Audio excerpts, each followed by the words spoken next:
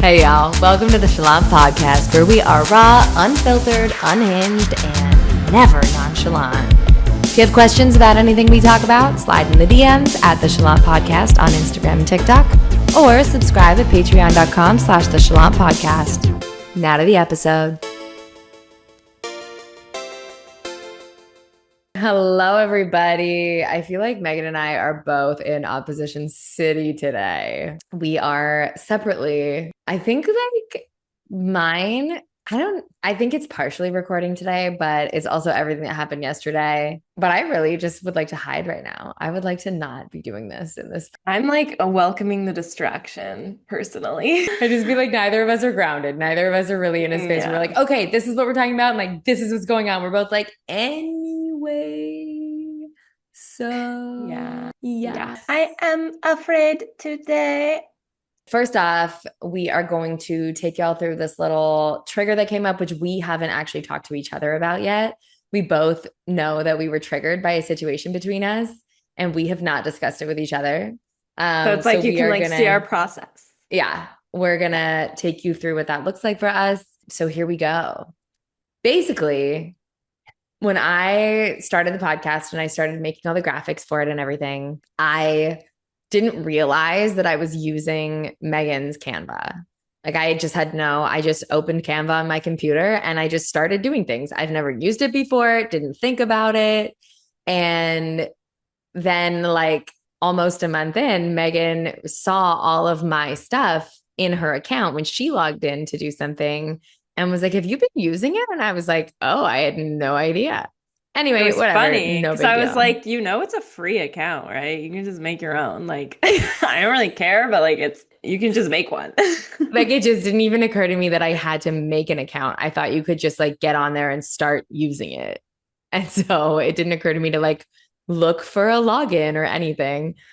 And so I was just making, and it was like, okay, whatever. I'll figure out how to move it to my own account at some point. No problem.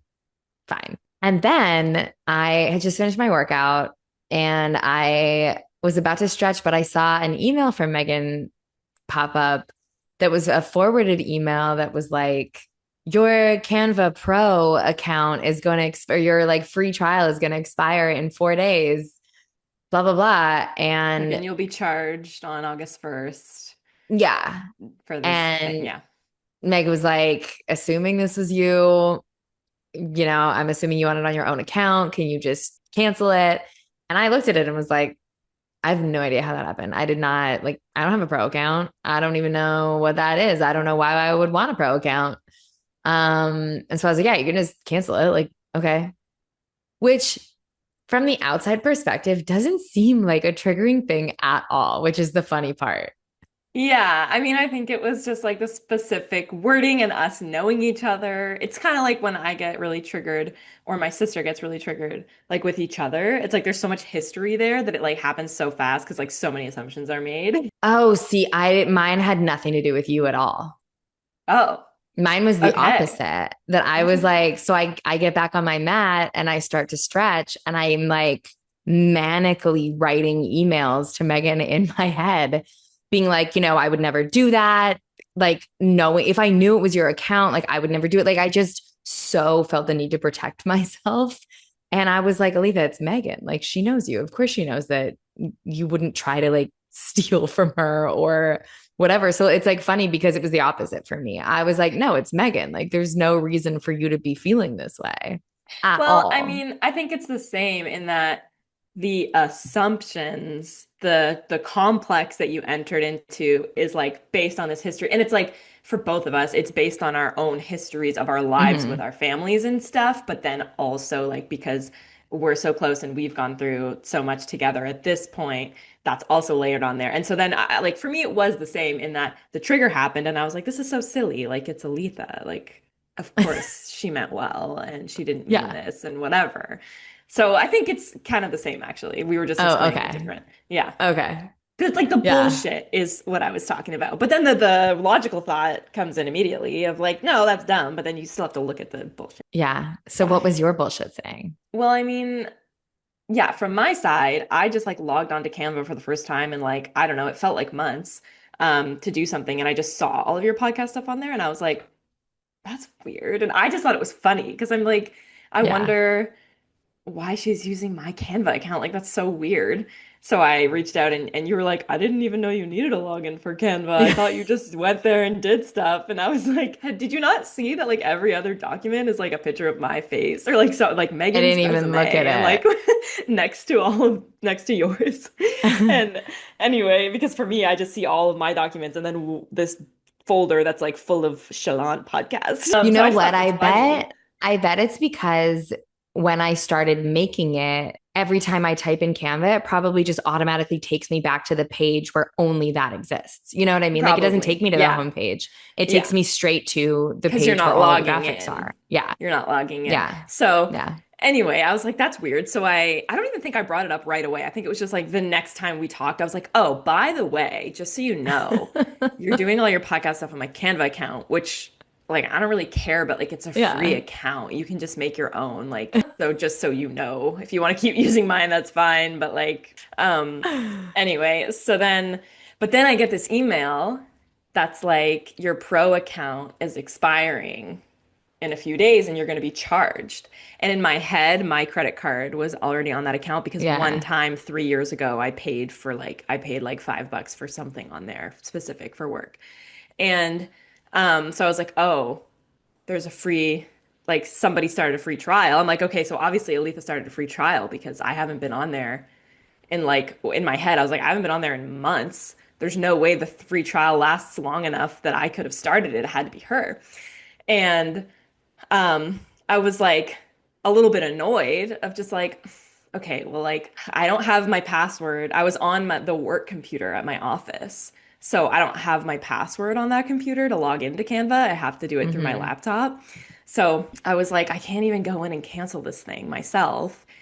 And like, I was just kind of like, "Ugh, that's kind of annoying that she would like start a free trial with my credit card on there and like not tell me." But then I was like, okay, no, I'm sure she like didn't mean to. I'm sure like, she probably meant to cancel it or is planning to, or like it's Aletha, right? But like the bullshit was like, wow, that was kind of like annoying. And then I was like, well, I mean, the least she can do is cancel it. Like I have to wait till I'm home anyway. So I just forwarded it to you and I'm like, hey, can you like delete this? Because then I also thought about it and I was like, you know what? She might have started it thinking it was her account. And Right. so she's expecting to have access to pro stuff, but it's going to be on my account. So I ended up being like, being like, okay, that this is silly, like whatever. I wasn't that triggered.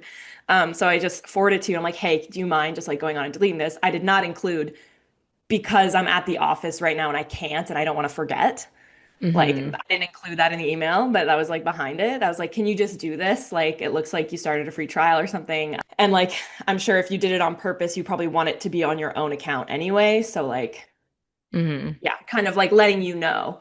Um, anyway, and yeah, and then I got a response from Aletha that was like, it was like, hey, yeah, that wasn't me. Not sure what happened. Like, you can just do it yourself. That's how I received it. It was like, and I mean, I think that was pretty much word for word what it was, but like the tone was probably not that. It was not you can do it yourself. It It was was like like it was like you I can was just like, yeah, go so in you and can just cancel it. cancel it. Like, I don't, in my head, I was like, oh, I don't need it. So, like, you can just cancel it. Like, in my head, Right. you were literally looking at it in that moment. And I was mid stretch. And so it was like, oh, yeah, no, like, total permission. I don't need this. Do your thing. Yeah, and in my head it was like, okay, I didn't even sign up for this thing. It's gonna be annoying for me to have to do this because I can't do it right now. I gotta like remember and go home and do it. So I'm like, can you just do it since you started it anyway? And she's like, actually, that literally wasn't me, so you can just do it yourself. Like that's how that's why I got triggered because I was like, okay, bitch. Anyway, so I was like, why is that so triggering to me? And then I started writing a response back to be like, hey, well, it literally couldn't have been me. It had to have been you. So like, go cancel it. Like, you clearly have my login. Just go do it. You've been logging in no problem this whole time. You can't log in now to cancel the thing you signed up for. That's so funny. So anyway, I was kind of thinking about it and I was like, was it me?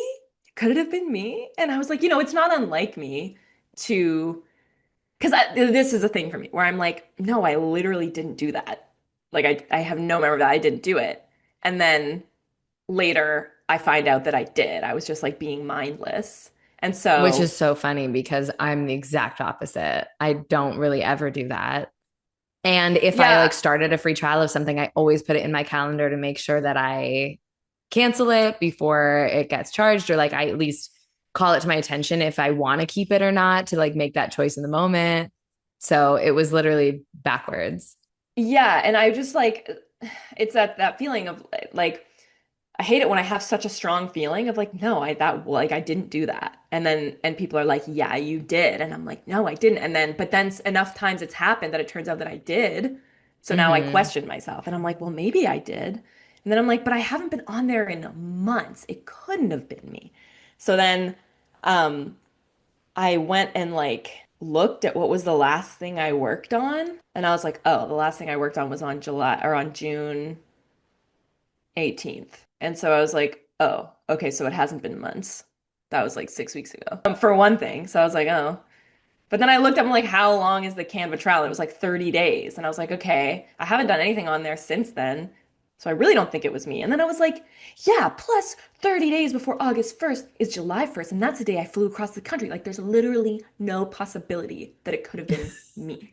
And like, I was like thinking of all these things. Like, it just makes no sense. Like, it had to have been her. But I was like not comfortable calling you out on that, or like it felt uncomfortable to be like, Mm-hmm. no, it was definitely you. And because then I'm always afraid that I'm going to say that and then it's going to bite me in the ass because actually it was Right. me and I just wasn't being mindful, whatever. But and I had an appointment with fairy godmother right after. I think we should just call her that every Yes. time. Agreed. She Her doesn't want her Royal name used, so Highness, our fairy yes. godmother. Yes. So I go to my appointment and I just am like, okay, I have this thing that just triggered me. And it's kind of silly, but like I'm having big feelings about it. She's like, of course, like just tell me. So I just like very logically told her the situation. And I was like, well, and I think looking back, I was kind of hoping that she would like, by listening to me lay it all out, would be like, I think you're right. You know, Right. I was like, I mean, she's been using my Canva and I haven't been on there for 6 weeks. And there was a 30-day trial started by someone. And I asked her to cancel it. And she said that I need to go in and do it. And whatever. And so I like tell my whole story. And she just is like, so why do you think you feel such a need to be right? Or like, where do you think when do you first remember feeling like you really needed to be right? She's Oh like, this is really no. just about a need to be right for you. And I was like, that's so weird that you bring that up because I actually don't even care. And I am right. I am right, but I don't care. Like, I just am. And that's kind of just the long and short of it. That's so funny. So that was really funny. I was like, but then we got into talking about how, why do I feel like I need to be right?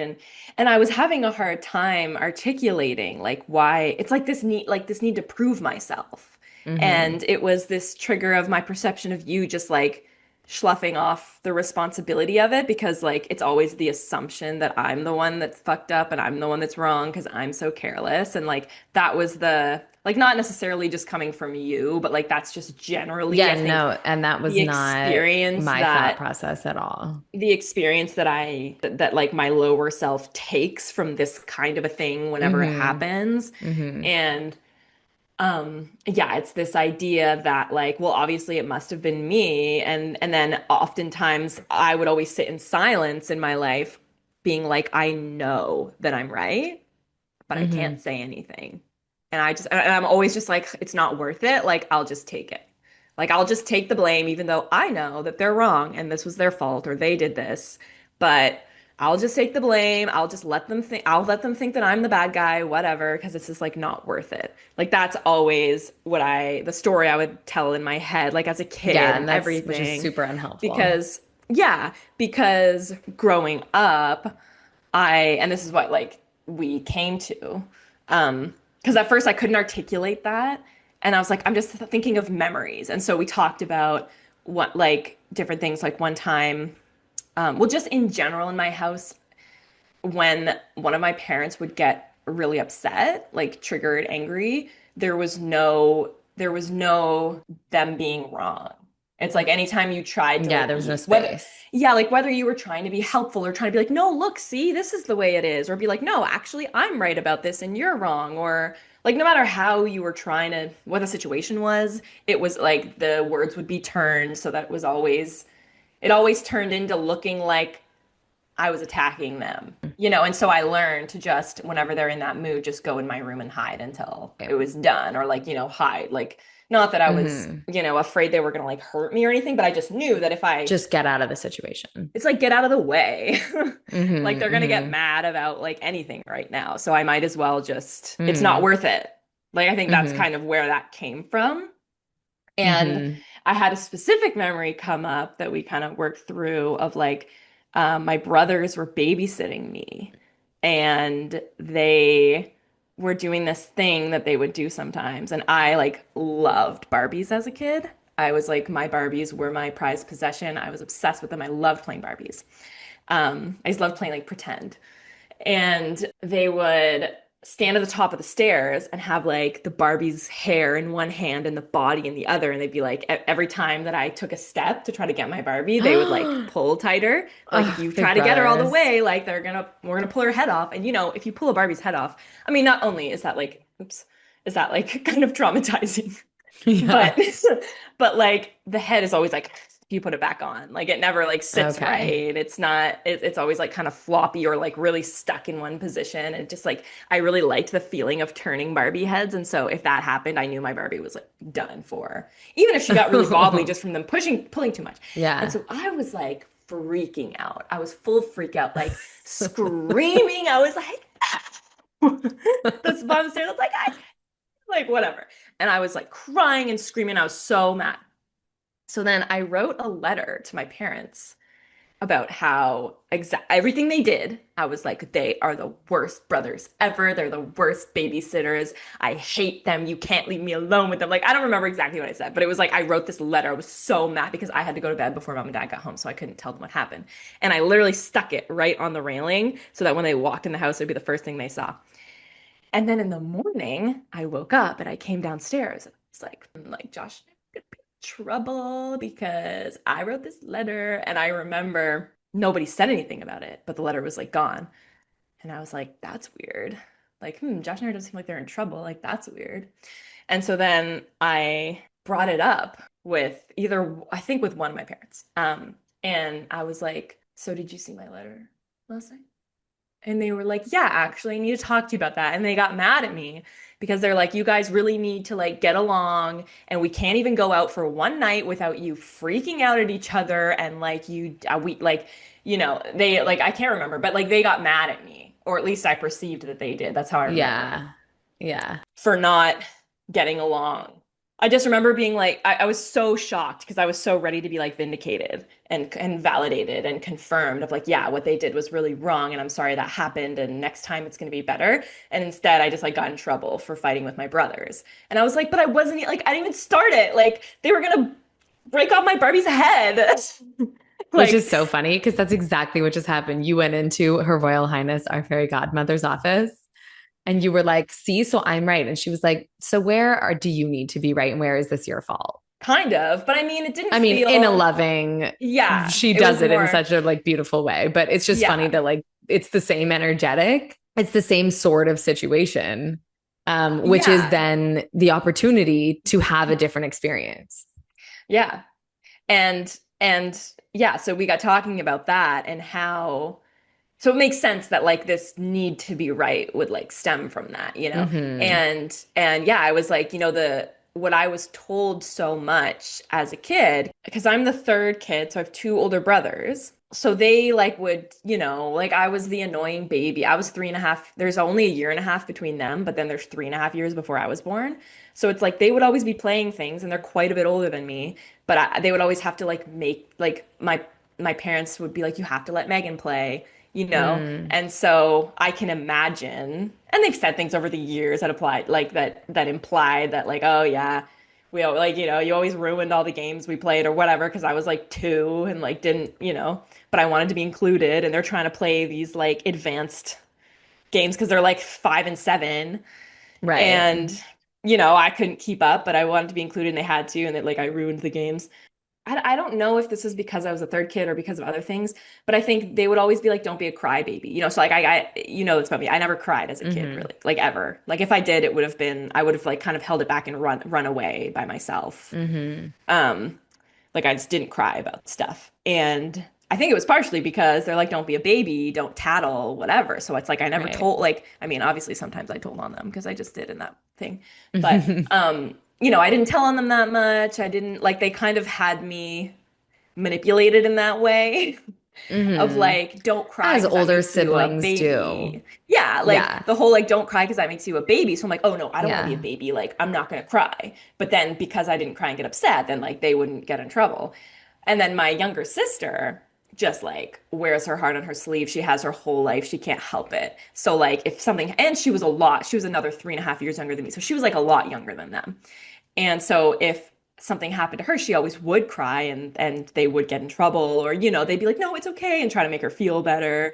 And so like I always grew up in this like kind of suffering in silence situation, but like I watched the big feelings happen around me. Mm-hmm. And I remember being told a lot like just ignore them. Like if you just ignore, the only reason they tease you is because it gets a reaction out of you. And if you don't react, they're going to stop. And That it is was so fucking true. backwards. Like, that is true. But at the same time, that puts the onus on you. It Yeah. doesn't actually put the onus on someone else to not or to be a good person.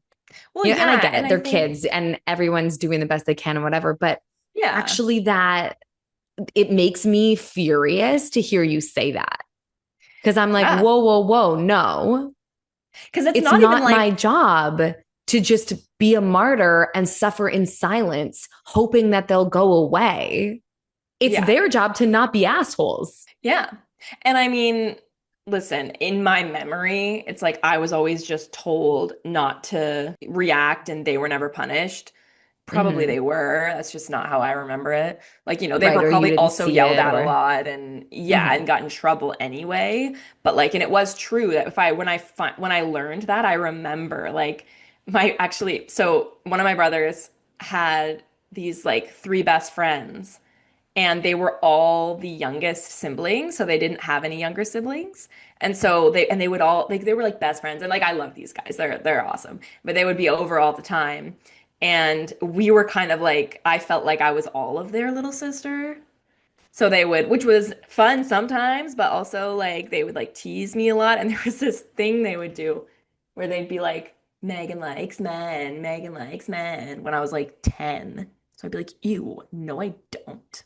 Like I like boys, not men. And I also had a thing where I like wouldn't admit that I ever had a crush for like most of Right. my childhood until I was like 11-ish, to like middle school. So I was like, no, I don't. And they'd be like, you don't like men. That means you like girls. You're gay. And they would do this whole like Megan's gay thing. And I'd be like, no, I just don't like men because they're old. That's weird. And I'm 10.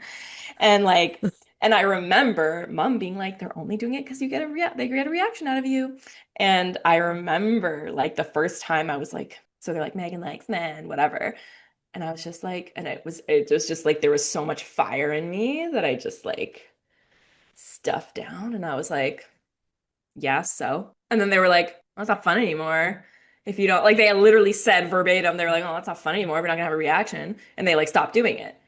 And so it's Right. like it's like, that advice wasn't wrong. It was true. And I learned it, but it's like that's when I really learned to like suppress that I got rewarded for suppressing my feelings. And Mm-hmm. so it's And always been this thing, especially with men, but like clearly also in other mm-hmm. scenarios.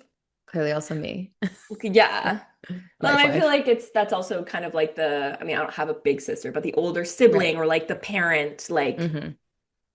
like women of authority. Because I remember being told that not just by my parents, but by my like, teachers too. Like other Yeah. people definitely said to me, like, just ignore them and they'll stop. Mm-hmm. And like just, it's like just take it. Just take Mm-hmm. all of the boys' shit Well, and in the then world I think so it's so that important we don't have to so they punish don't them. have to get in trouble. So we don't have to punish them. So I don't have to deal with it and they don't have to be held accountable.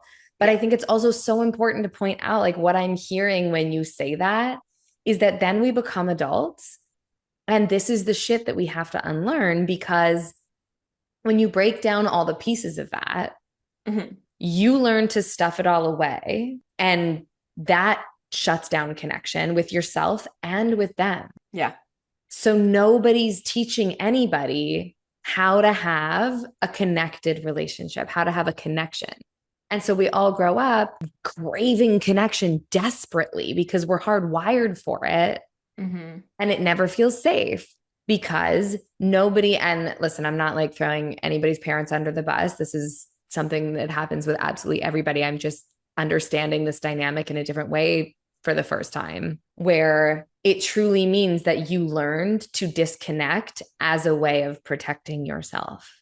So Yeah. then as you get older and you try to have relationships, whether it's a friendship, a partnership, whatever it is, you literally don't know how to connect. The only Yeah. thing you ever learned was to disconnect. That's crazy. It's like So then we disconnect to spend get so through, to to get get through. disconnect to get through whatever's happening, Yes. which is just like such a fucking, that's a microcosm of like my whole Which is existence, fucking like the whole insane when way you, of and being like, I'm trying to change. yeah. And it makes Yeah. sense as a parent to be like, I can't deal with the way that my kids are always fighting, whatever. Like that's siblings. That's what I was gonna That's say. kids Like trying to figure it out. Like it's I not, hold no ill will to my no. parents about this because I can see from their perspective, there's four kids Yeah. running around and they're like, oh my God, we just wanted one night out where we don't have to pay someone to come in that the boys are gonna torment because they're too old for a babysitter. Like we just Yeah. wanted a few hours. Like I can understand where they're Yeah. coming It from. They makes didn't have sense. the knowledge and skills that we have. Yeah. Like I Yeah. get it.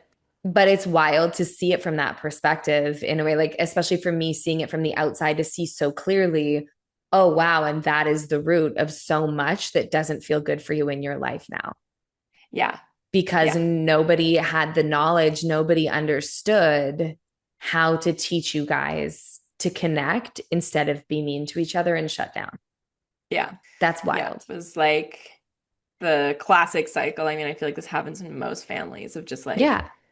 big feelings come up and either they like my older brother, like directly older brother and younger sister are both very like emotional. I mean, we're all very emotional people, Mm-hmm. but they were always very like outwardly emotional people. And so it's like when they got overwhelmed, it would be a shutdown in the way of big feelings, like getting really mad, getting in a fight, crying, be like kind of maybe falling into victim in that way. Whereas for me and my oldest brother, it's very much like the big feelings would come up and we would like shut down and isolate or like take it out on our, yeah, like I would take it out on my little sister, sometimes my older Mm-hmm. brothers, but that would always backfire. Um, and he would take it out a lot on like my other brother, I think, or on us of just Mm-hmm. like, doing little things to get us going, little things, because like, because it's like, where do you put your feelings? And so Yeah. me and my oldest brother, it's like we would passive aggressively put our feelings onto other people because we Mm-hmm. didn't feel comfortable expressing them. Well, it's exactly what you Whereas, just did with me in this situation, yeah, where like of I just had being like, absolutely zero idea that any of this was happening for you. Like I sent a second email like 5 minutes later, being like, P.S. Hilarious how triggered I am by this. Like, anyway, stupid. And yeah, I had zero idea you went through any of this until days later when we were like, oh, we should talk about it on the podcast. It's funny because we were both triggered by that. yeah. Well, and I mean, and the difference is that with you now, it's like all those feelings came up for me, and I had all those thoughts and had all those feelings, but I have the ability now to be like, oh, like those are thoughts and feelings. Like that's Mm-hmm. not law, that's not true, that's not who I am. That's just thoughts and feelings, and I'll take it as that. And like I went and like worked on it with Fairy Godmother. And, Mm-hmm. I didn't actually do anything passive aggressive to you Totally. that Yeah, was yeah, seemingly yeah. unrelated, but No, that's no, like no. what I would have done in the past is I would have like Mm-hmm. made your life annoying in another way to like take out my anger because you like, Yeah. something like that. Or maybe not. I Mm-hmm. mean, that's more something I would probably have done with like a sibling or like a partner, like a boyfriend. I don't know. I never Or I really mean, did yeah, stuff like but that with or my friends. Sometimes. your anger at me would have come out on him. Like it would have Yeah. gone Yeah. It somewhere would have is gone the point, somewhere. Yeah. rather than it's really cool to talk about this with you like in public like this. Because it's really making me realize how incredibly far we've come, how healthy this whole situation was, Yeah. Like we were both able to take a step back and go, that's funny. Whatever I'm triggered about right now has nothing to do with actually with this situation. Yeah. It has nothing to do with like I went back to my mat and just immediately was like, okay, so inner child, what do you need right now? Like, why is this coming up? Because it's not about Megan and it's not about Canva. Yeah. And it took me probably 45 seconds. I just breathed for a couple seconds, was like, what do you, oh, you're afraid. You feel like you need to protect yourself to make sure that she doesn't think you would ever do anything to hurt her because you're afraid of the backlash that's going to come back at you. Okay.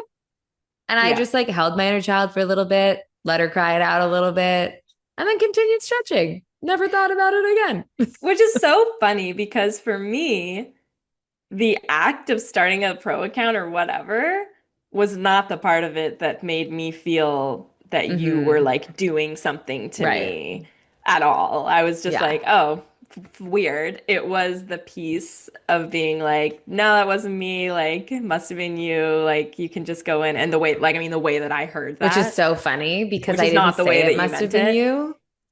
Or, yeah. I, in my head, when I read your email, like I was just in the middle of doing something. And so I Yeah. read your email and wanted to get back to you right away to just like let you know that actually it wasn't something that I needed. Like maybe I had clicked on something by accident or like truly, I don't know how it happened. Hmm. Probably was something I clicked, but don't worry. Like it's actually not something I need. So you can just go ahead and like get rid of it. No problem. Yeah. Like Yeah, and that's then where I was coming I'm sitting from. there being like, oh, classic. I like let someone use my things for free and then they mess something up. And when I ask them to fix it, they're like, no, wasn't me. Like, you can do that yourself. And I'm like, oh, and I have to clean up the mess now because I was nice to them and let them use my thing. That was my story. And so then right after, like not long after that happened, I actually like had a phone call with one of my closest friends. And she was like, "What's going on with you?" And I was like, "Actually, like this thing just happened, and it's kind of like it's like got me really triggered." And but I'm like going to see Fairy Godmother in like half an hour, so I'm just gonna work through it with her. And she's like, "Oh, what happened?" So I like told her, and that's kind of when I was like processing. I was like, "Well, it could have been me because of these reasons." Mm-hmm. And it's so funny because I'm looking at it now, and I'm like, "Right." So I got triggered, and like I don't know, kind of was like I should breathe through it, but like just didn't. I don't know. I felt a little bit like Yeah. Yeah. I got pulled out of just breathing through it because I was like questioning if I was even correct or not instead of just dealing with the feeling. Mm-hmm. And so then I kind of like got busy with figuring out the ways that the reasons that it couldn't have that it couldn't have been me, that the way I felt must have been right. So I like got busy doing that, which is like doesn't it's pointless. I mean, Mm-hmm. you know Yeah. what I mean? Like I instead like that's the first way I see that I diverted just dealing with it, the feelings, feeling the feelings, Right. dealing with Right. them. Yeah. First way And is when we like talk about, figuring it out, there you go. figuring out Mm-hmm. what are the reasons, whatever. So then when I went to my appointment, I could present the reasons and then tried to Right. talk about them and get validation that I must be right. And that was my like second attempt at like bypassing the feelings by figuring out solving the problem. It's like that lie of like I just need to solve this problem so I can feel better or like because it's important or whatever your opposition tells you is the reason you have to solve it. But Yeah. it's just really a way of like bypassing just feeling your feelings about it and then you can actually move on because it doesn't because you don't care like and that's what Fairy Godmother said. She was like, at the end Mm-hmm. of the day, it really doesn't matter who's right. Like, who knows? She was like, it might have even been Mercury in retrograde or something, you know, like like which is she doesn't usually talk about that kind of thing, but she's like, you know, you never know with technology. Like maybe something just like Mm-hmm. messed up on the account. Like it doesn't matter ultimately Yeah. whose fault it was or who's right, but Yeah. you have a real need to be right in this moment. And so that's what this is about for you.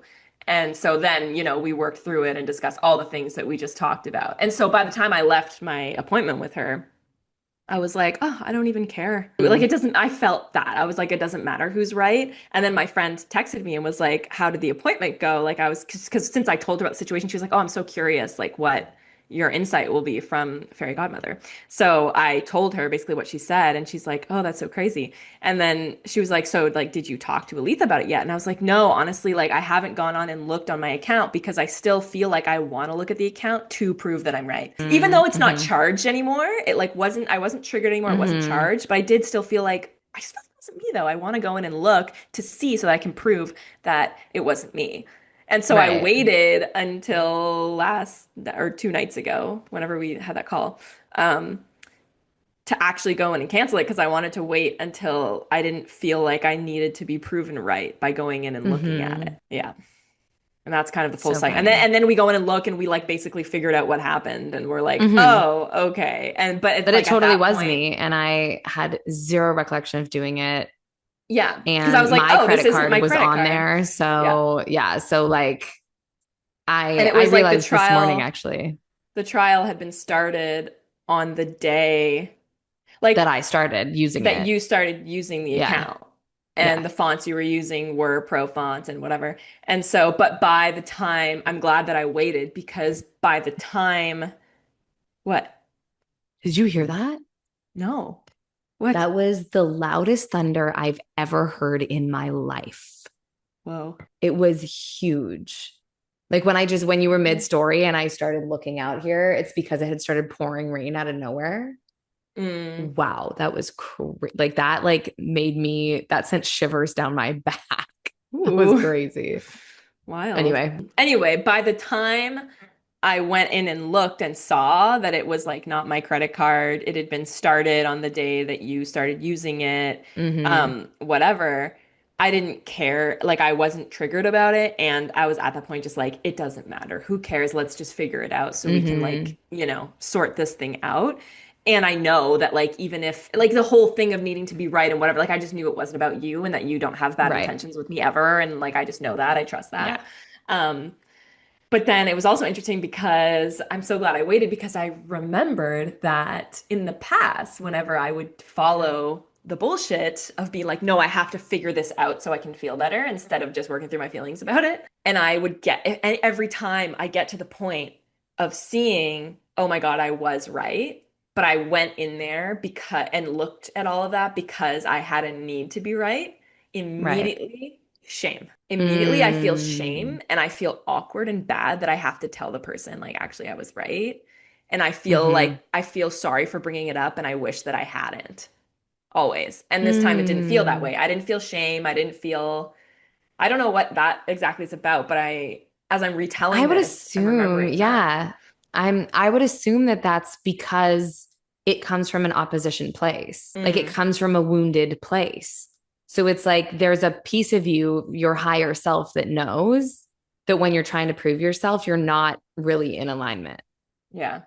which is why it's like, and now I feel sheepish. It's like, it makes me think of when you read somebody's like text messages Mm. and you have to be mad at them because of what you found, but you also have to admit that you did that.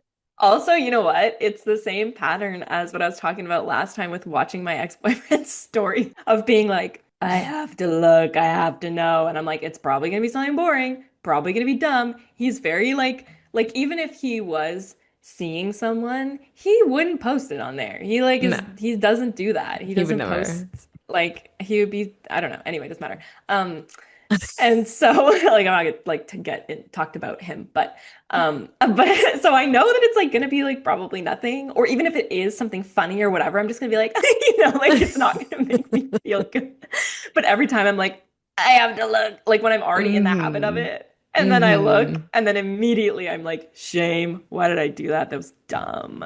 Now he's gonna know that I looked, and like, why did I even do that? I don't even care that Yeah, because it's much. coming from a not grounded place. Like Yeah. just coming from a place It's that's. always from an impulsive place. Like when I'm actually grounded, it's Mm-hmm. not hard for me to not look him up. But when I'm Yeah, feeling totally. like stressed and I just want like some dopamine hit of like eating a candy bar or like Mm-hmm. scrolling on my phone or like looking him up, like it's just one of those things now Yeah. that's kind of just like a little dopamine hit. Well, and the moral of this whole story is that then, the next time that we ended up on the phone and actually talked through this, like number one, it didn't feel like we needed to talk through it immediately. Neither of us jumped to like, I have to deal with this. We have to, like, we weren't enmeshed Which in we that would have in the way. past. Mm-hmm, Yeah.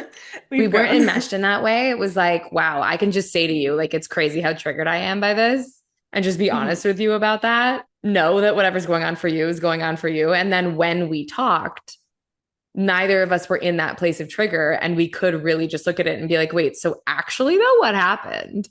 And we Yeah. could both come at it from a place of already having given ourselves permission to be imperfect.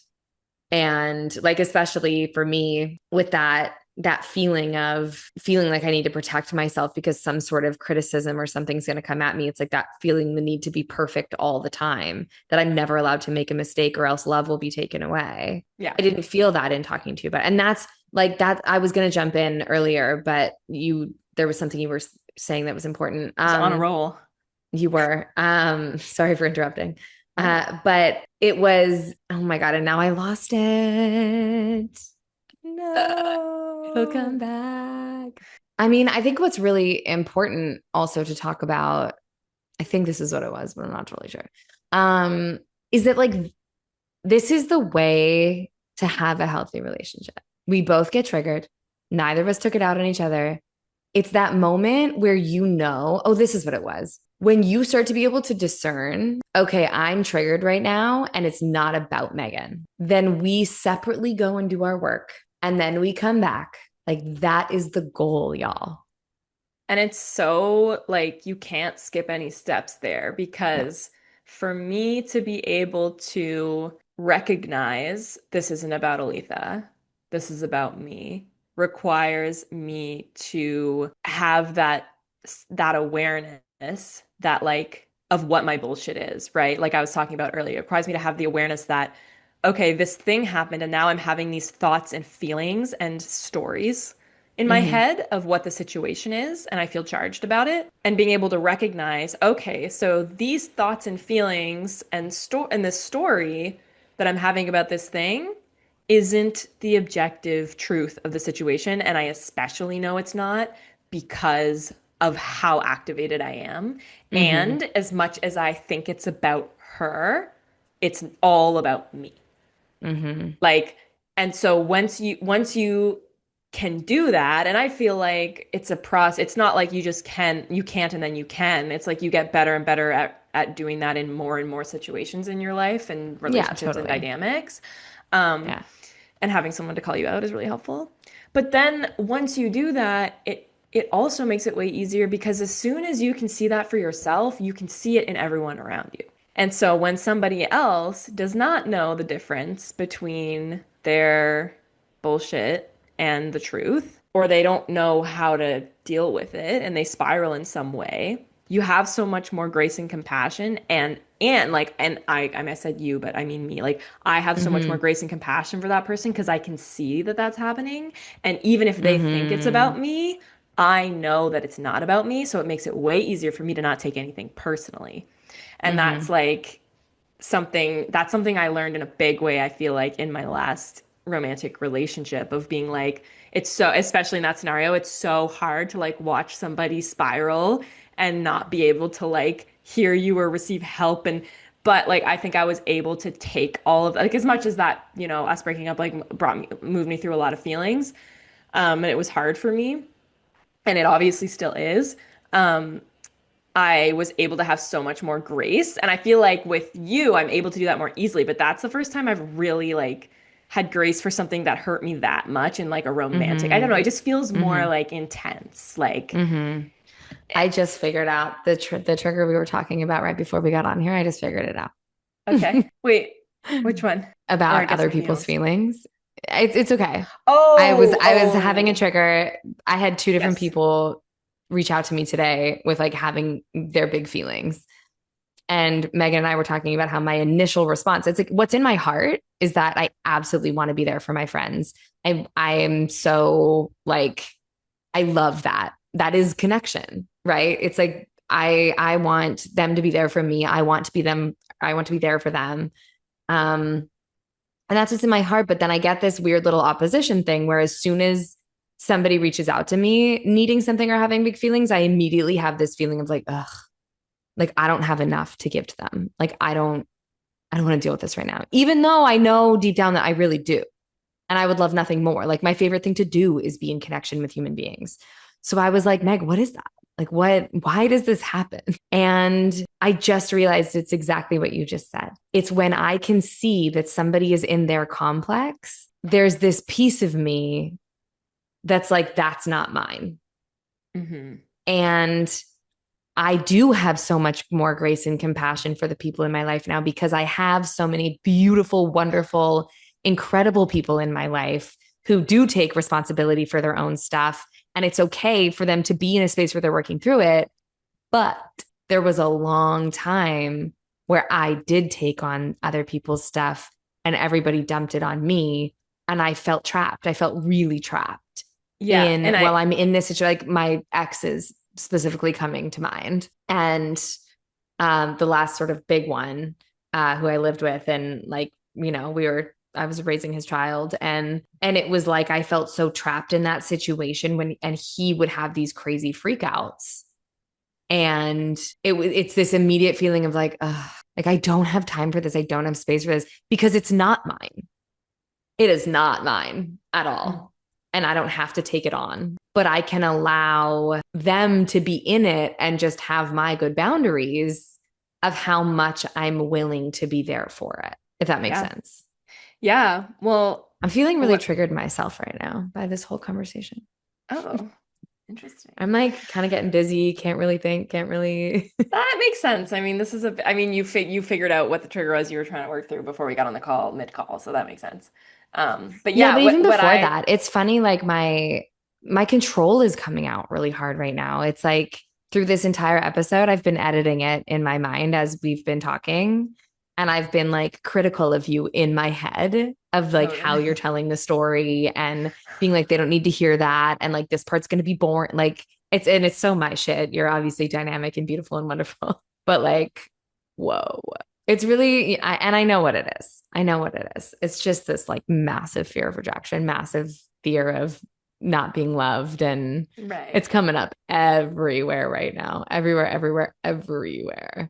But it's, you know what it's also bringing up? So I think can we talk about the money thing? Okay, I did have one thing I wanted to say about Yeah. the Yeah. last thing we Yeah. talked about before we Okay. move Yeah. on. Yeah. Because I just feel like it ties in well, and I thought of it. Yeah. Like I feel like a maybe a clearer way of saying what you were just describing is when you are able to see someone spiraling and or in their complex, as you said, and see that for what it is. There's also this understanding that comes with being in that situation where like at first I feel like our response to recognizing that in other people was like, Yeah. Like get it away from okay, me. bye bye. I don't want Yeah. any piece of that. Yeah. But as you move through it open-heartedly, um, you can see somebody like, somebody you love or maybe somebody challenging for you going through this spiraling. You know that their thoughts and the stories they're telling themselves are not the truth, but they don't know it. And so they're like doing all this stuff on the outside to try to make themselves feel better, even though it's an inside feeling that needs to be moved through. And it's for me, it was such a big learning that it was when I was talking about my last relationship, and then you said that, it made me think um of like I can stand here and I can see that and I can love them from afar and I can reach my hand out Mm-hmm. and be like, I'm here, but I can't make them grab it.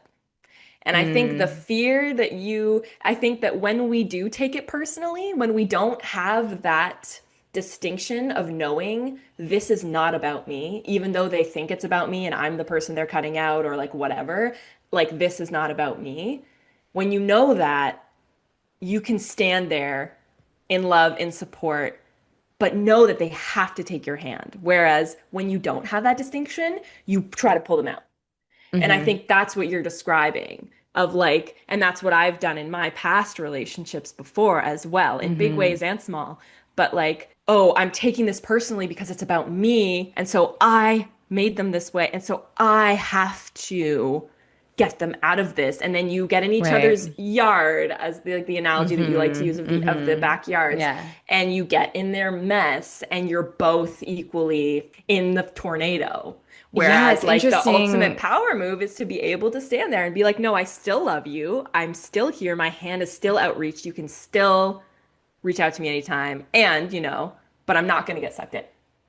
I'm not going to entertain the Yeah, stories. it's like it's even when I don't feel like it was me that made them feel that way. It's like this feeling of being trapped that the only way that I know how to create peace is by Like making taking everybody responsibility around for them. me, yeah, is by making everybody around me calm.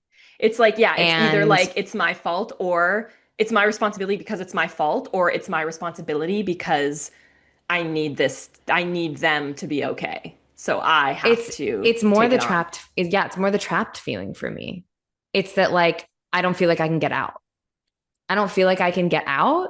And so I'm just stuck here trying to make everybody around me peaceful so that I can have peace. Right, because it's like you need them to be Yeah. peaceful for Mm-hmm. you to have peace, and you don't trust that they will do that on their own, or No. that they won't. Yeah. So it's like that's the trapped is that it's that codependence of like I need you to be okay so that I can be okay. Yeah, And that's exactly. like the trigger Exactly. that's coming up That's of like, like, yeah. And it's like, people I are reaching don't, out. Yeah. yeah, it's this feeling of, and it's funny because when we talked about it, it was like, I know how to deal with it now. I have good Yeah. boundaries. I know how to just say, like, hey, I don't have space for this right now. Or, you I know how to know, feel okay give, yeah, regardless of like how you give feel. exactly. Like, I'm okay. I don't need to get sucked in. Yeah. Um, but I was also really thinking, and actually, this kind of leads in, we're not going to talk about the money thing right now, pivot, leads into my experience yesterday going to Othership. And so, guys, I was gifted, for those of you who don't know what that is, it's like a sauna, meditation, cold plunge experience. And my brother has taken me a couple times. It's like his favorite thing to do. Um, and he can't use his credits anymore. So he gifted them to me. I was so, so, so grateful for this gift. And then I promptly pushed it away and never requested to actually go. And then finally he brought it up again and was like, please just reach out and let me know when you want me to book you in. And so I was like, okay, here we go. And so I had him book me in. And I went yesterday and I had so much opposition. I just was like, I don't even want to go. Like, it doesn't sound that cool. I just want to stay in bed. Like, I work tonight. Ugh, I just don't even. And we know that when that happens, there is something there for us. Mm. And so I go in and I'm sitting there by myself. And of course, in the past, I've gone with them. So we've been in our own conversation. I haven't had to actually like really be in the space. And this time going alone, I walk in and everyone in there is like out of the spiritual closet, you guys. Like they're just owning it. They're owning the shit out of it. And I walk in and these two girls are talking and she's like, "Oh, well, I like run festivals and I have a podcast." And the girl was like, "Oh my God, I have a podcast." Oh my, And you're like, like we all have. I have a And podcast. I'm sitting there being like, ew, I probably shouldn't have a podcast because I don't want to be like these girls. Gross. I'm not like other girls. Like, oh, they're so cringy. And I was like, Alethea, what is this? Like, get that out of here. And I'm like, you're here. You love this shit. You also have a podcast. Like, go be best friends with these girls. This girl's like, yeah, actually, like, I travel full time. I don't, because someone was like, oh, where do you live? And she was like, oh, I don't live anywhere. I travel full time. And guys, my judgments were so fucking loud. And then I went, Aletha, how fucking nice would it be to travel full time and own your shit that way? Walk in being like, yeah, I'm an entrepreneur and I do this, this, this, and this, and I travel full time and I love my life. Like, that's what you're judging right now. Stop it. You Mm. want that. I was like, go make friends with her. You could learn some This things is the from her. kind of people you like literally want to be These surrounded are with. literally the people you want to be surrounded Yeah. by. So on my way into the sauna, of course, I end up next to her and she starts chatting to me. And I was like, see, Letha, just open it up. Anyway, I get drawn to the opposite side of the room. I really just like tried to follow my intuition. And there are 3 tiers inside the sauna of benches you can sit on. So of course, if you go to the top, it's the hottest. And I was like, I haven't been in months and months. And my intuition really told me to go to the top. And I was like, oh, like I'm gonna die. That's not gonna do good things for me. But okay. we'll go. And I had never been on that side of the room. Like they're the last ones to come out of the sauna. I was like, this makes no sense. Anyway, I go sit down. This guy comes like bounding in, ends it next to me. And we're doing the thing. The music's playing. We're like chanting, you know. And he's like, and your arms come up. And my arms are coming up. And I touch this guy beside me. And you know that feeling when you've like touched someone in a class and you immediately are like, sorry. Yeah. And I open my eyes and I look at him and he has the biggest, most beautiful grin on his face. Like he literally looked at me like, hi, I'm so happy to have been touched by you. Oh, And it was so wow. genuine. I was like, oh my God. And for the whole rest of the time, I was like, oh, yes, I love this place, blah, blah, blah. So then we're walking out. You go and do the cold plunge, and then you come back into the sauna. So we're walking out to go do the cold plunge. And he ends up next to me as we're walking out. And he sees, does a double take and goes, oh my God, hi. And hugs me like he knows me. And I'm like panicking. I'm like, oh my God, have I met this person? Like, Yeah. do I know? And he's like catching up. And I was like, what is happening? And he's like, anyway, what's your name? It's like, oh, this is just how you function in your life. Like, you're just this beautiful and open. And it was so genuine. It was so, so Nice. beautiful. Wow. And we get to chatting with his friend, and Mhm. their names are Ether and Roots, of Well, course. that's not their real names. I think it is. I think Ether is his real name. I don't know about Roots. Anyway, he's probably gonna come on Ether. the podcast. Um, Ethan. Ether. yeah, I don't know. So we get to chatting, we go in, and then at the end, like I didn't end up sitting next to them when we came back in, whatever. At the end, everybody wanted his attention. Everybody wanted to talk to him. He's also an Mhm. instructor there. And but I wanted to connect. And there were so many lessons in this, Meg. It was crazy.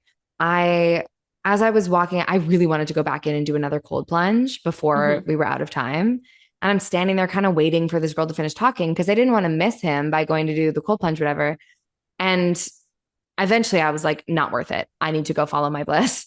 So I go to walk out and he turns away from her and is like, hey, we need to connect. And I was like, yeah, actually, like, I'm just going to go do a cold plunge. Are you going to be here when I'm out? And he was like, let's go do a cold plunge. So he left all these other people who wanted his attention to come to a cold plunge with me, which, like, Wow. lesson number one, guys, follow your own bliss. It was like, I've never felt so not ego wise, but powerful. I Mm. was like, oh, I get it. I get the dynamic. Like when all the dating coaches are like, make sure that you stay in your own energy. Yeah. That's what's magnetic. I was like, oh, I chose myself in that moment.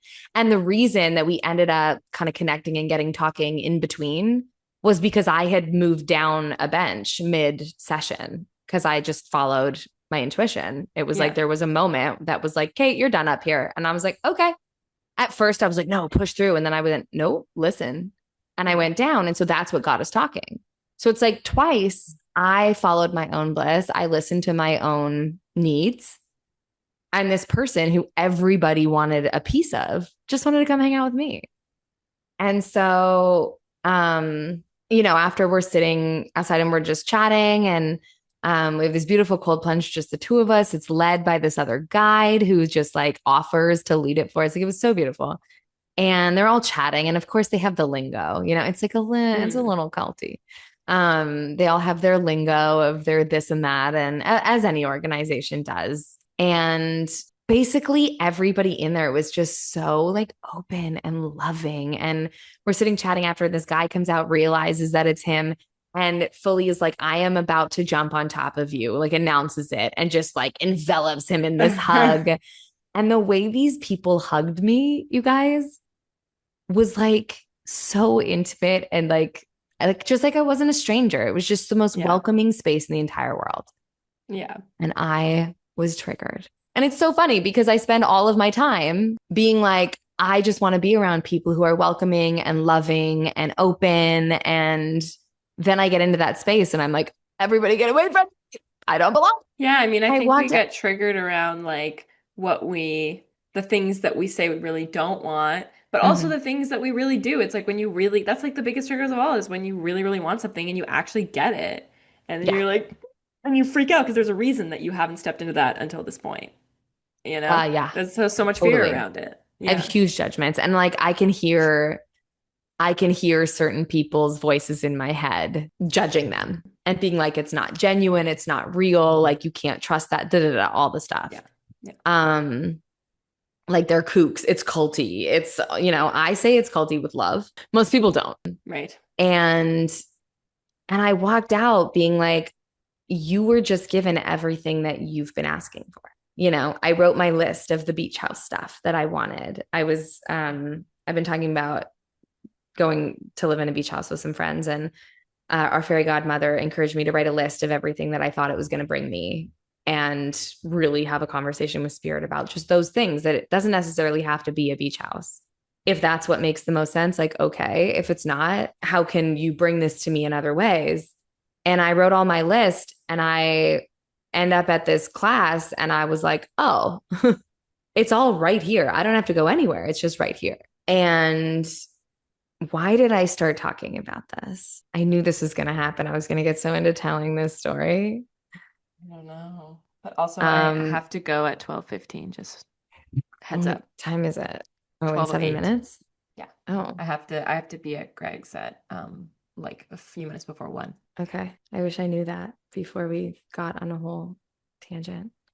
I mean, I think I said that like before we started. I just didn't know the exact time. I thought you were leaving for 1. No, no, I have to be there at 1. Mm. Okay, let me pause.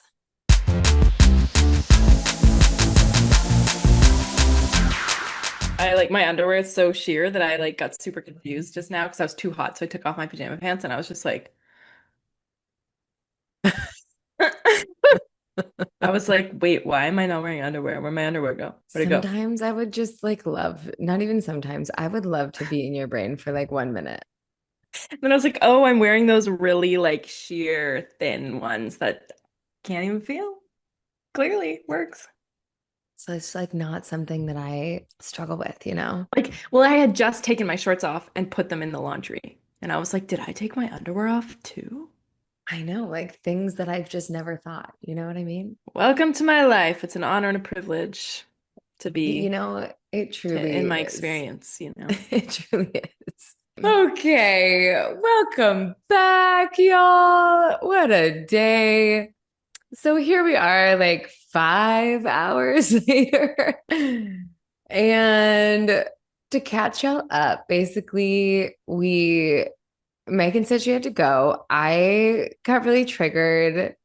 I was like, the trigger was mounting throughout the entire thing we had just recorded, but I didn't really know what was going on. So I didn't want to say anything and I didn't want to interrupt her, which is funny because if we were just in real life, like I've learned now that I just should, hence the whole story we told about watching the movie and me being like, I have to deal with this right now because if I continue to ignore it, it's going to be very unhealthy for me.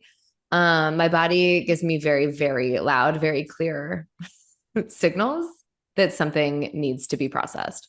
And so, but it was kind of happening throughout us talking, and I didn't really understand it. And we were recording, so I didn't want to interrupt with some bullshit, but I should have interrupted.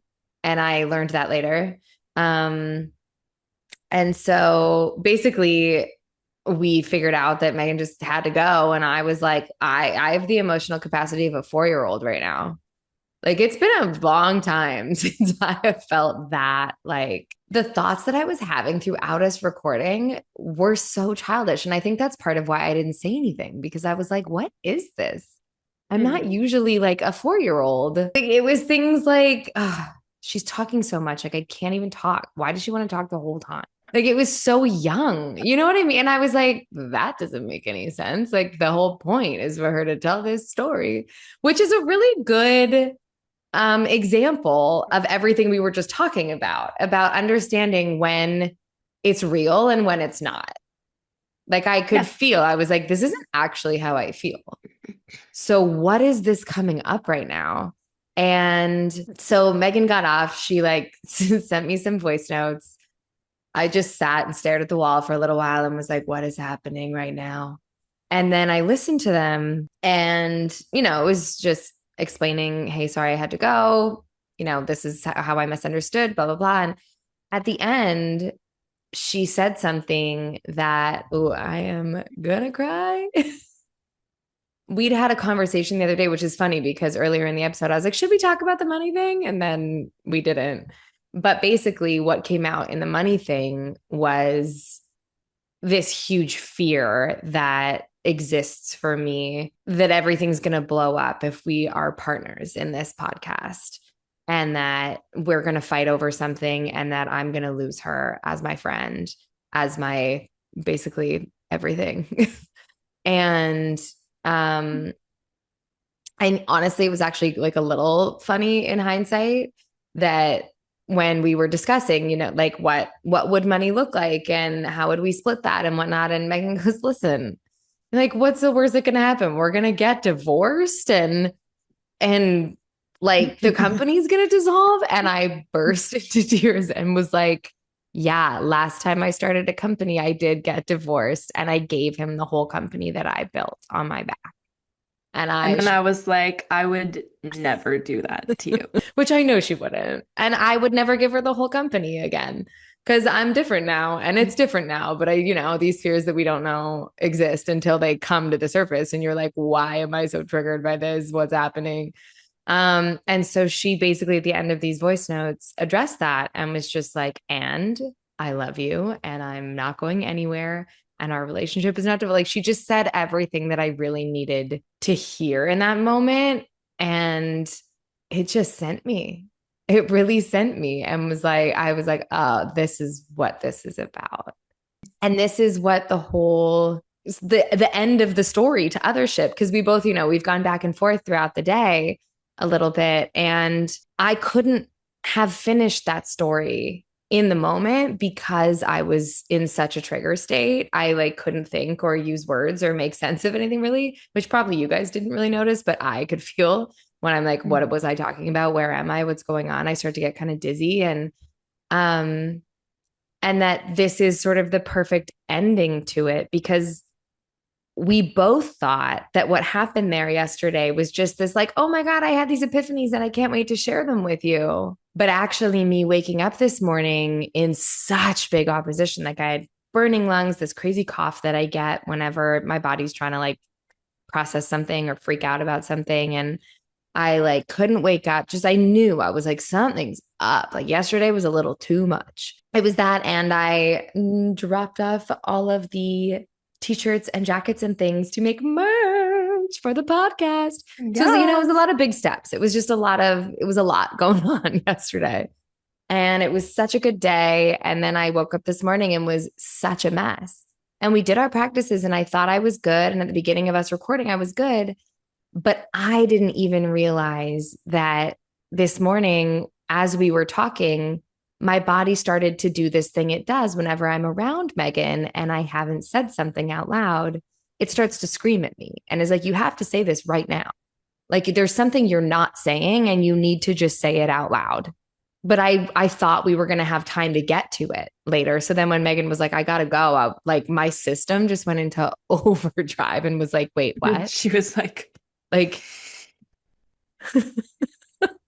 I was like, I just had to close my eye. Like I was like, I can't think right now. I can't answer your questions. Like my yeah. system went into overdrive because it was like it was expecting that we were going to be able to unload this and share it and have connection about it. And then that connection got taken away. And it was like, wait, what? Yeah, and And it was kind of so, like this trail of assuming and ignoring going yeah, on where yeah, like the Canva thing, you said that you got really triggered by it. And then I was like, oh, me too. I worked through it. I'm like, we should do an episode about this. So for me, I went through this whole thing. I went to see Fairy Godmother. I talked to a friend about it. I had all these like, ahas. So there was so much to share. But then for you, it actually wasn't that big of a deep of a no, trigger that so I thought it so was going to be like a 15-minute conversation. yeah, and so I was like, yeah, let's do an episode on that because that's a whole episode if we're both talking about how we worked through Hmm. all of it. And so then that's the first like expectation you had based like because we Right. didn't I mean, yeah, we both made assumptions that the other was where we were. And Yeah. then you ignored the feelings of like, she's talking so much and I need to share this other thing and we're gonna run out of time. And then the other thing was the timing. of me Mm-hmm. saying I have to be at this place by 1 and you hearing I have to leave at 1. And so then Mm-hmm. when I was like, she keeps like she's and both of us also assuming that the other ship thing was just gonna be like somewhat Yeah. of a quick thing. Um, and so it's just like assumption, not met, feelings ignored, and then another assumption that was not met, then feel that brought up feelings that you ignored, so then when I was like, by the way, just a reminder, I have to go in like 15 or in 7 minutes, it was like Oh, totally. it's But like and that the funny whole thing, progression. and now that you say it, it's like inner child was throwing a tantrum, being like, oh, she's talking so much. Like, I want to talk. And I was like, for what? Like, why? And it's so clear now when you right when you say it out that way, I'm like, oh, because she really had something she needed to get off her chest. But I wasn't aware of what it was and why I felt like I needed to talk necessarily. It all hit me later. So that's why I'm sitting here going, like, I know that these thoughts are not my real thoughts. Why does this feel tantrumy? And I didn't want to say anything until I knew, which is also something that I can practice. That it's okay for me to be like, this is coming up right now. And I don't know why. And this is what it sounds like. And we could have just figured it out in the moment, which I often do with you. But I guess I was like, but it's podcast. We have to be podcasters now. I Yeah, don't and I know. mean, it's like the kind of thing that I think it's fine as long as it's reciprocated, as long as we get to still talk about my stuff. Like, Yeah, of it's course. fine. It doesn't have to be so picture perfect in a box, especially because it's a podcast, so it's edited. So it's like we could also, I could have gotten through half of that, Totally. and then we had to segue into your thing, and then finish mine later, and then we can like snip them together. Yeah. Like, who cares? 100%. In the Yeah. moment, that just did not feel like a Yeah, when you're possibility. triggered, you're not in a Yeah, I was just creative like, yeah, what's mindset. happening right now?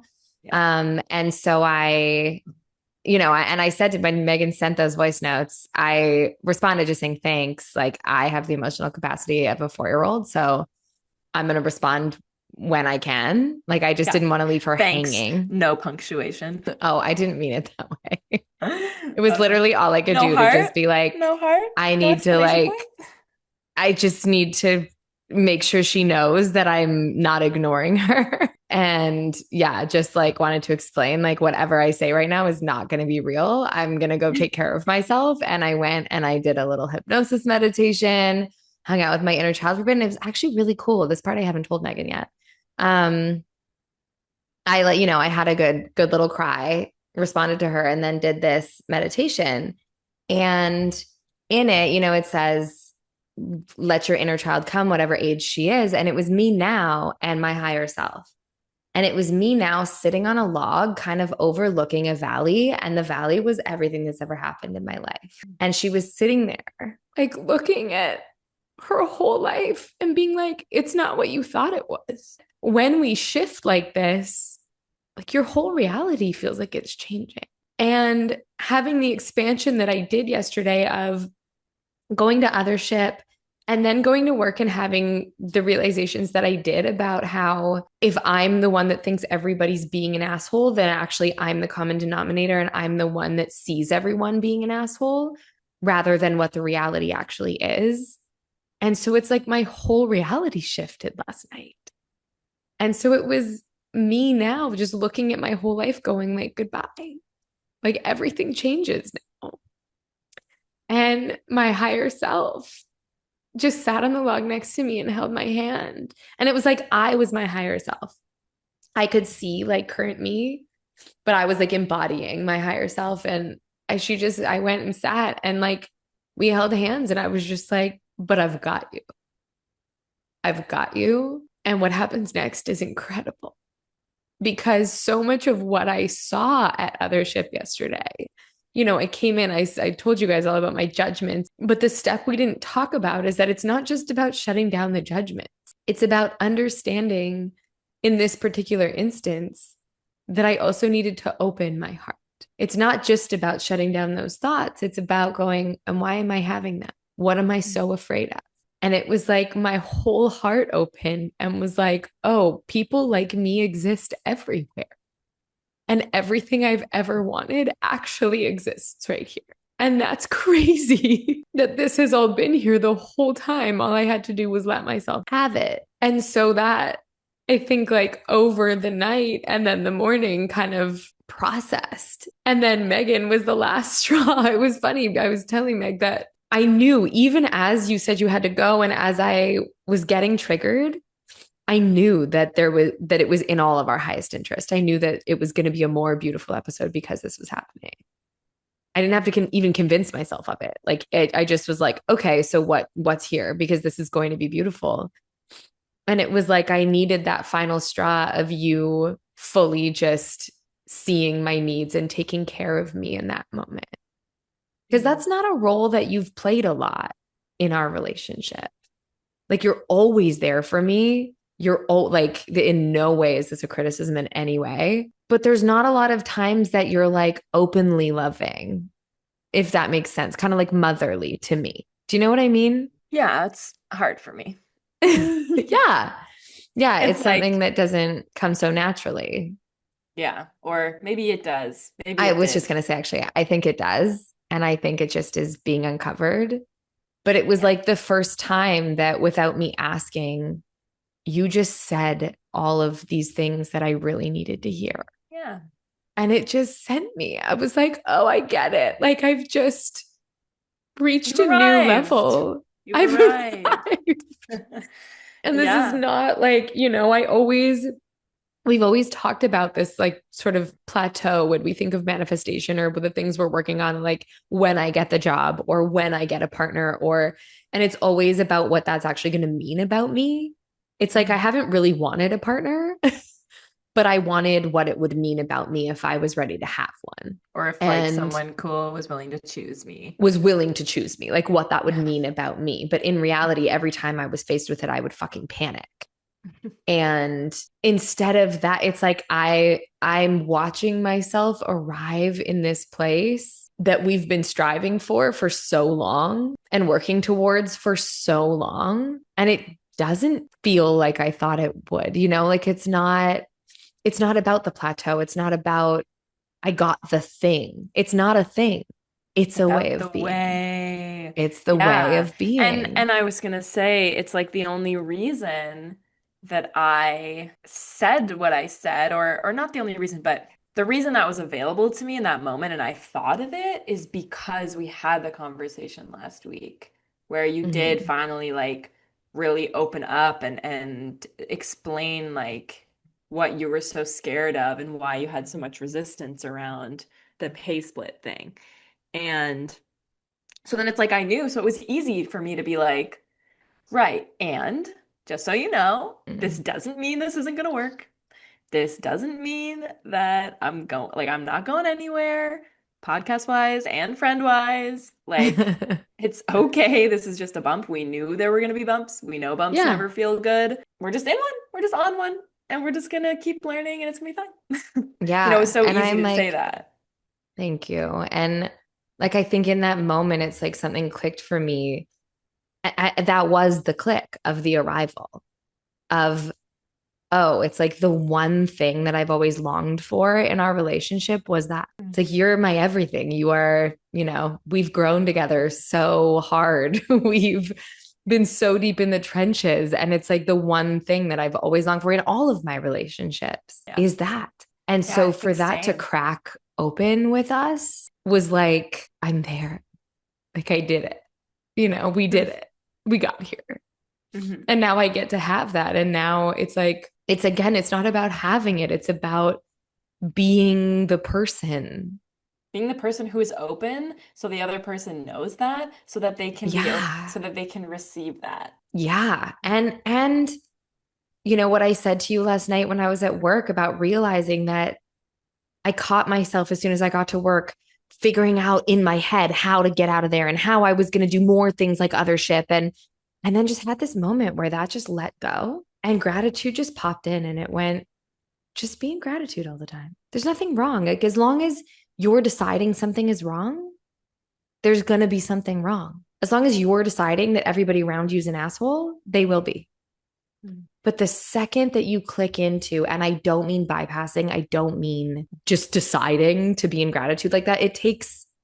integration. It takes work. It takes letting go. This isn't something that I just like decided one day. I just want to be clear about that because I don't want people to feel like they can't do it because it's not that easy for them. Um, but that it finally like clicked for me properly in an embodied way that was like, if I'm choosing to see the gratitude, if I'm that means that I'm letting people in. The reason that I see everyone as an asshole around me is because then I can run away from them and it's their fault. And I don't have to deal with the intimacy. That clicks for me. And all of a sudden, you embody everything I've ever wanted. And it's like, is it from a certain person? No. Like, it didn't have to be Megan. It's nice that it is. I love her to death, but it's not from a man. It's not from a romantic partner. It's not the job that I got. It's like, just the fact that that arrived was like, okay, we've clicked. That in general is now available to me. Being around all of these people who are so openly loving, that's available to me because I've become one of them. And it was like yesterday was the first time that that also clicked where I went, no, fuck your judgments. This is what you've said you wanted. So meet it. Choose to be in it. Don't push it away. It's right here in front of you. Like, if you complain ever again, you are totally full of shit because it's right here. And it would be me not choosing it if I ever continued to complain about it and not embrace it. Hell yeah. Preach. Like, that's what it is. Yeah, it really is. I mean, it leads well into, and maybe we want to do a separate episode on this. I don't know, but it leads well into what we were talking about the other day, the concept of it's not about the what, it's about the why. Mm-hmm. And one of our mentors says 97% of manifestation is about the way, and only 3% is actually about the what.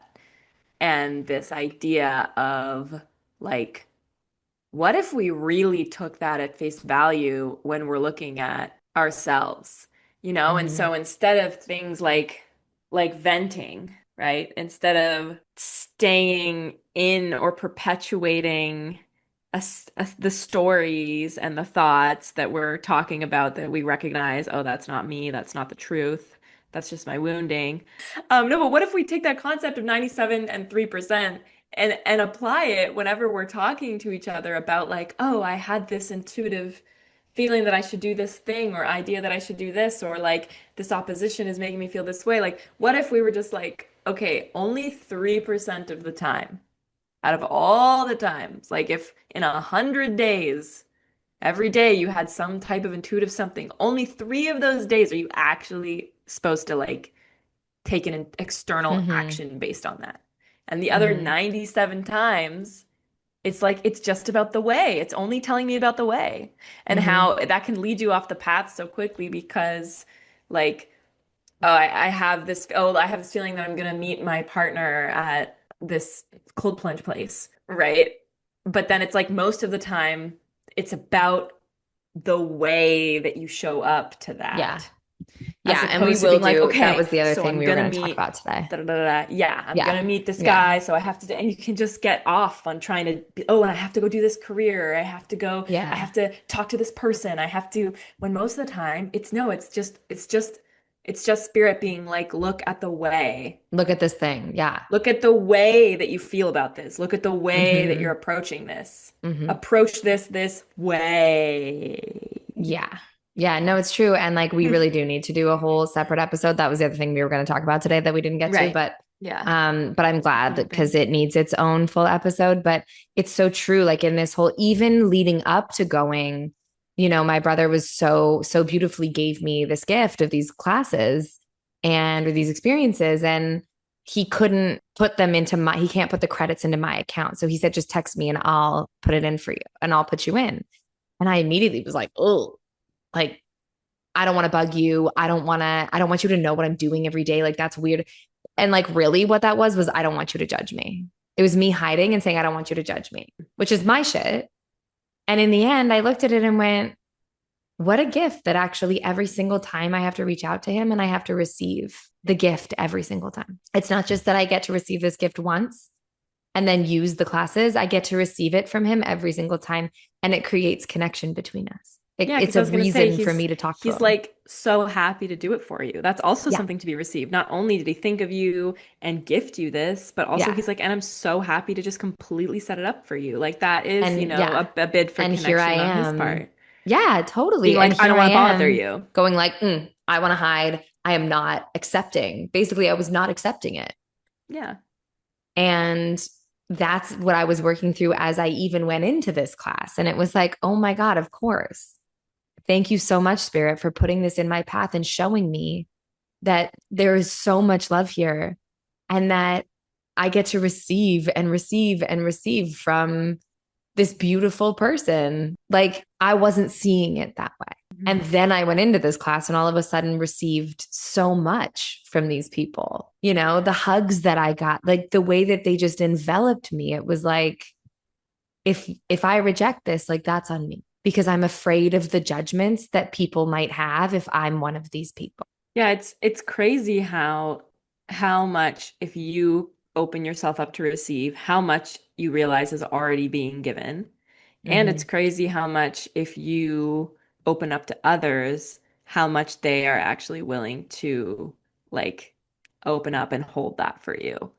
It's Mm-hmm. wild. I mean, it's just such a testament to to it being about the way and that it's always about you. It's like if you Always. feel that everyone's always so closed off to you and you have to do everything alone, it's like because that's how you're doing your life.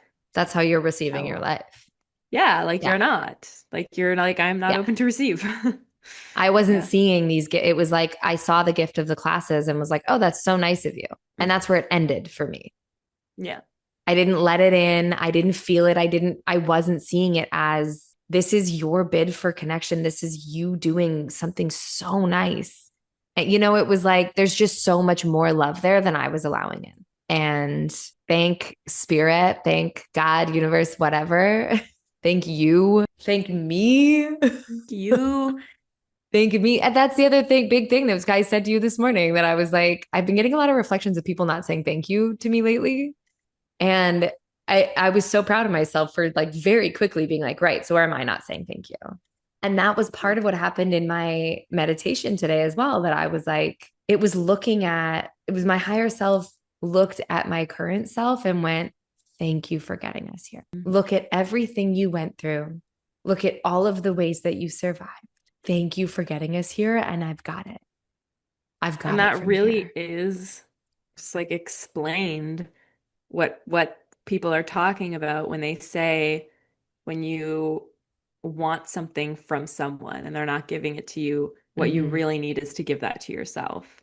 It's like when you Mm-hmm. feel that nobody's saying thank you and you can go, okay, so where am I not saying thank you to myself? And you can start doing that for yourself. Not only are people probably going to say thank you to you more, but if they Mm-hmm. don't, you're not going to care because you don't need Yeah, I it don't from care. them because you're giving it to yourself. Yeah.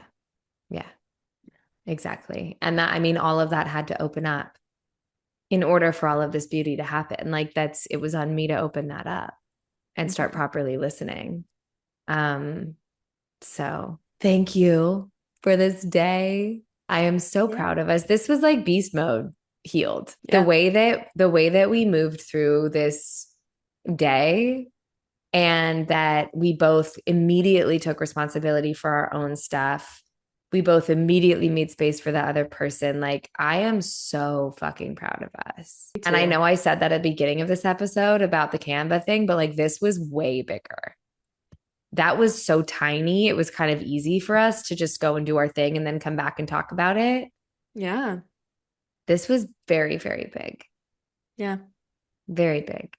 And I am so proud of both of us. And thank you for being in this crazy fucking journey with me.